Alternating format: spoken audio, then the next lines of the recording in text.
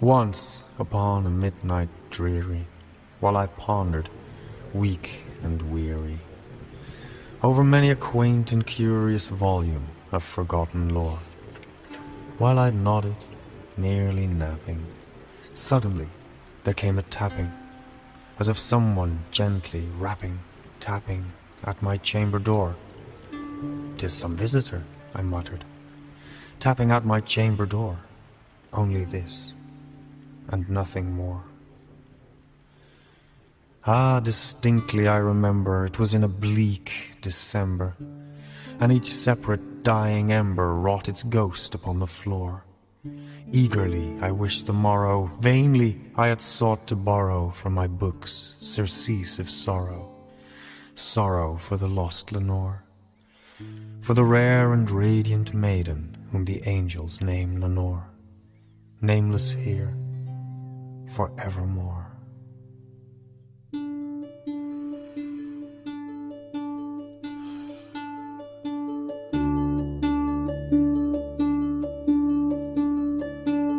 And the silken, sad, uncertain rustling of each purple curtain thrilled me, filled me with fantastic terrors never felt before.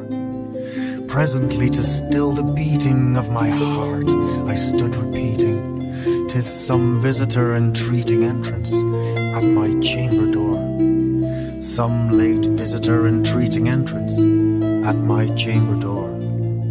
Merely this, and nothing more."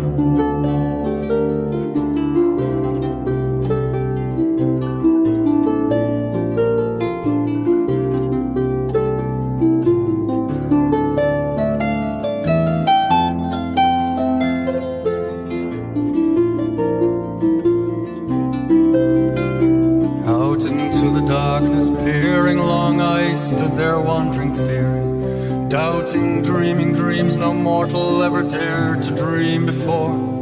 But the silence was unbroken, and the stillness gave no token, and the only word there spoken was the whispered word Lenore. This I whispered, and an echo murmured back the word Lenore. Merely this, and nothing more. Back into the chamber turning, all my soul within me burning. Soon again I heard a tapping, somewhat louder than before. "Surely," said I, "surely that is someone at my window lattice. Let me see then what thereat is, and this mystery explore. Let my heart be still a moment, and this mystery explore. 'Tis the wind, and nothing more." Open wide I flung the shutter, when with many a flirt and flutter in there stepped a stately raven of the saintly days of yore. Not the least obeisance made he, not a minute stopped or stayed he, but with mien of lord or lady perched above my chamber door, perched upon a bust of Eris just above my chamber door, perched and sat, and nothing more.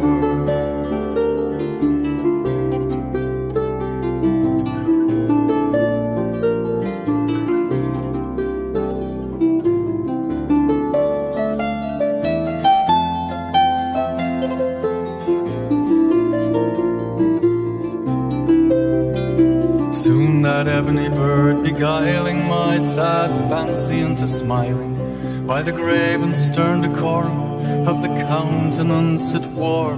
"Though thy crest be shorn and shaven, thou," I said, "art sure no craven, ghastly, grim and ancient raven, wandering on the nightly shore. Tell me what thy lordly name is on this night's Plutonian shore." Quoth the raven, "Nevermore." Now the raven sitting lonely on that placid bust spoke only that one word, as if his soul in that one word he did outpour. Nothing further than he uttered, not a feather than he fluttered, till I scarcely more than muttered, "Other friends have gone before." On the morrow he will leave me, as my hopes have flown before, quoth the raven, nevermore. Then methought the air grew denser, perfumed by an unseen censer, swung by seraphim whose footfalls tinkled on the tufted floor. Once more on the velvet sinking, I betook myself to linking fancy on to fancy, thinking what this ominous bird of yore, what this grim, ungainly, ghastly, gaunt and ominous bird of yore meant in croaking nevermore.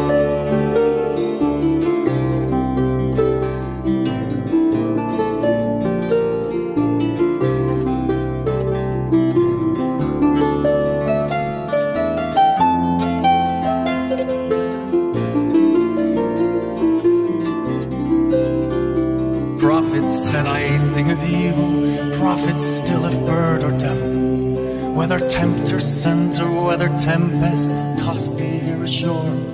Desolate yet all undaunted on this desert island, chanted on this home by horror haunted, tell me truly I implore, is there balm in Gilead? Tell me I implore, quoth the raven, nevermore.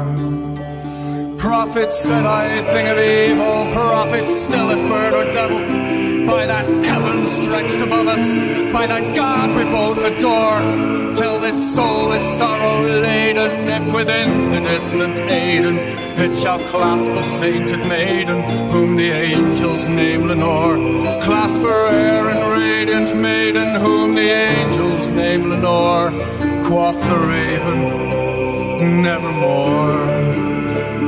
Be that word our sign in parting, bird or fiend, I shrieked upstarting, get thee back into the tempest and the night's Plutonian shore. Leave no black plume as a token of that lie thy soul has spoken. Leave my loneliness unbroken, quit the bust above my door. Take thy beak from out my heart and take thy form from off my door, quoth the raven, nevermore.